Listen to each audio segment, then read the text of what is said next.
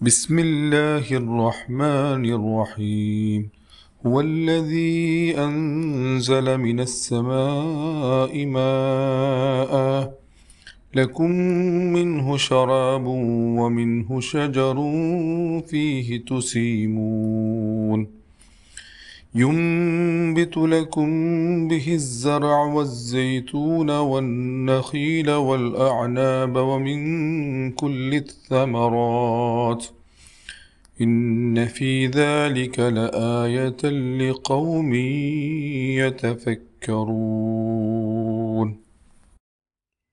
പരമകാരുണികനും കരുണാവാരിധിയുമായ അള്ളാഹുവിൻ്റെ നാമത്തിൽ. അവനാണ് മാനത്ത് നിന്ന് വെള്ളമിറക്കിയത്, നിങ്ങൾക്കുള്ള കുടിവെള്ളമാണത്. നിങ്ങൾ കാലികളെ മേയാൻ ഉപയോഗിക്കുന്ന ചെടികൾ ഉണ്ടാവുന്നതും അതിലൂടെയാണ്. അതുവഴി അവൻ നിങ്ങൾക്ക് കൃഷിയും ഒലീവും ഈത്തപ്പനയും മുന്തിരിയും മുളപ്പിച്ചു തരുന്നു, എല്ലാ ഇനം കായ്കനികളും. ചിന്തിക്കുന്ന ജനത്തിന് ഇതിലെല്ലാം ധാരാളം തെളിവുകളുണ്ട്.